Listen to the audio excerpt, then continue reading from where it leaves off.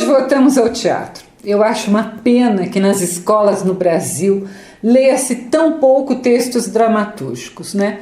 Dessa maneira você não cria o hábito, perde o brasileiro, perde a literatura e perde o teatro, que não conquista mais público. Então, se você é um professor de literatura ou se você é um professor de história, tem muita peça, muito texto que você pode trabalhar em sala de aula. E se você não é professor, para você conhecer teatro, você tem que ler teatro. Não apenas ir ao teatro, mas ler teatro também. E hoje nós voltamos a Shakespeare, né? E por que eu tenho tantas peças do dramaturgo inglês aqui no canal?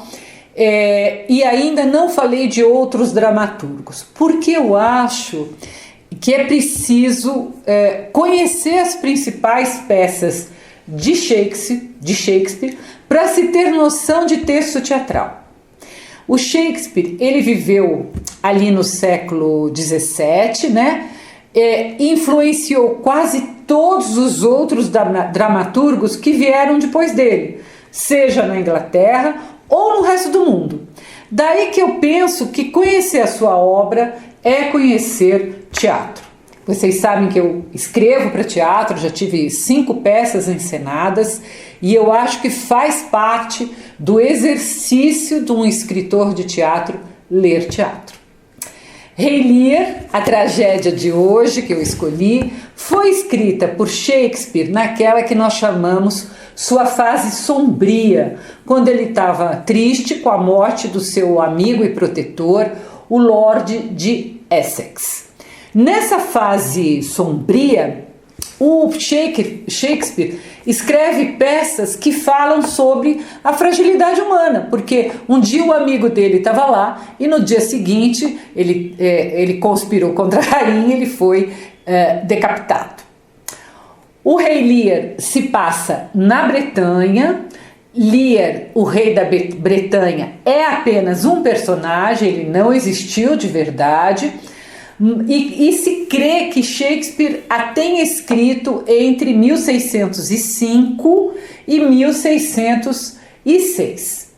Como vários outros textos do dramaturgo inglês, Rei Lear também não é uma obra completamente original.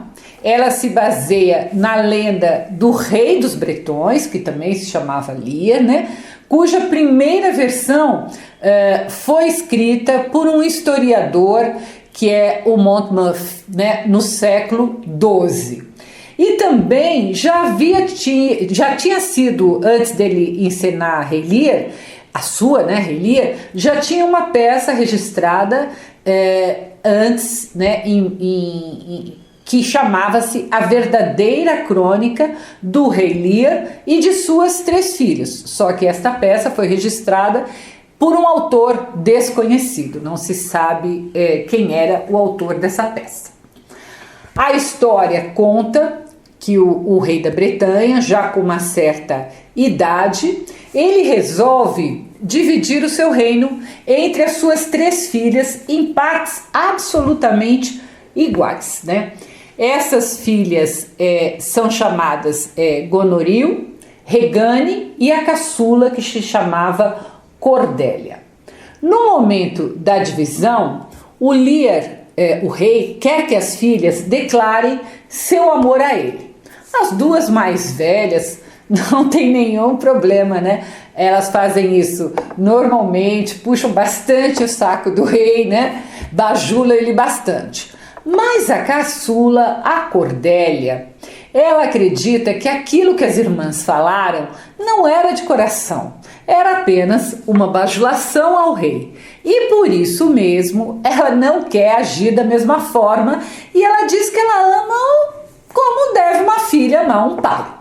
E o Lear então fica muito bravo com a caçula, imaginando que ela não o amava, justamente aquela que ele gostava mais, era a filha que ele gostava mais. E o que ele faz? Ele deserda a Cordélia e ele divide o seu reino apenas em 2 partes, dando para as filhas mais velhas. Ele tinha um duque, que é o Duque de Kent, que era muito fiel a ele e à família.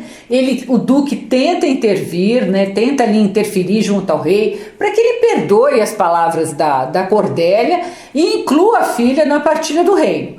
Mas o Lear, que além de idoso também não estava assim muito bem da cabeça, não quer nem saber, e aí sobra para o Kent também. Ele acaba banindo o duque do reino, né? A Cordélia, naquele momento ali, ela era a única solteira, as irmãs já eram casadas, e ela tinha 2 pretendentes. Um era o rei da França e o outro era o duque da Borgonha. Mas ao ficar sem nenhum dote, o duque da Borgonha não quer mais saber dela. Entretanto, o rei da França acha, quando ele fica sabendo o que tinha acontecido, ele acha que a moça tem um caráter admirável, justamente por ter se recusado a adular o pai para ganhar uma parte do reino. E o que ele faz? O rei da França, então, ele se casa com a Cordélia, mesmo sem qualquer dote. Então ela se torna ali a rainha da França. A Goneril, ela é casada com o Duque de Albany, e a sua irmã, a Regane, é esposa do Duque da Cornualha.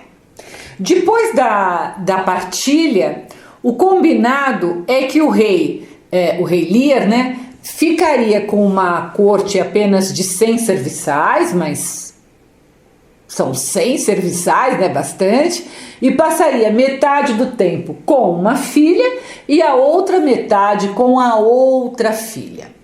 Entretanto, as irmãs, que estavam longe de serem boas filhas, né, diminuem, acho que é muito serviçal para o pai, diminui o número de serviçal para o pai, manda que os serviçais ignorem as suas ordens, e as duas se unem, né, contra o pai, que acaba sendo expulso da casa das 2 filhas, que são muito ingratas, né?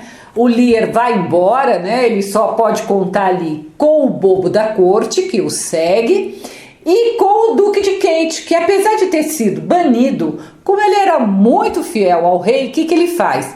Ele retorna como um servo humilde chamado Caio. Então olha que interessante. O bobo, com as suas falas que parecem absurdas, expõe a verdade sobre os fatos. E ele tem um papel importante na trama. Então, quando você ler Rei Lear, preste atenção às falas do bobo, né? A gente sempre imagina que o bobo só fala bobeira, mas não, ele tem ali a sua importância. Cordélia é avisada na França do que aconteceu e retorna à Bretanha para ajudar o pai, que tinha sido abandonado pelas filhas mais velhas. Há também uma trama paralela envolvendo pai e filhos, que é a do Conde de Gloucester. O Edmundo, que é o seu filho ilegítimo, conspira contra o irmão, que se chama Edgar, para lhe roubar a herança, e o Edmundo trai o próprio pai. É como se o Shakespeare estivesse querendo, com essa peça, demonstrar que não importa se são filhas ou filhos, se são filhos legítimos ou filhos ilegítimos, que a traição e a ingratidão sempre podem ter lugar. E a peça fala também do perigo de se acreditar em pessoas bajuladoras, que podem fazer até um rei, né, a pessoa mais poderosa, se arrepender. Eu não vou contar a história toda, é um livro bem pequeno, como eu falo sempre, a leitura é muito rápida, né? Você lê em pouco tempo porque são só diálogos, não tem descrição de personagem nem de cenário. É uma peça que começa por um erro enorme do rei em dividir o reino apenas entre as filhas mais velhas e deserdar justamente aquela que mais lhe amava, que lhe era mais fiel, a de melhor caráter, e todas as consequências que advêm desse erro, né? Como é da fase sombria do Shakespeare, né? não havia ali muita solução para aquela ingratidão das filhas. Vamos lembrar que esta é uma época do rei James. Ele quer unir a Inglaterra e a Escócia numa única nação. Então o Shakespeare pode também ter usado esse contexto histórico para alertar sobre os perigos de um reino dividido, tá? Chama a sua atenção porque em Rei Lear há uma das cenas mais famosas da obra de Shakespeare, chamada A Tempestade. Que cena é essa?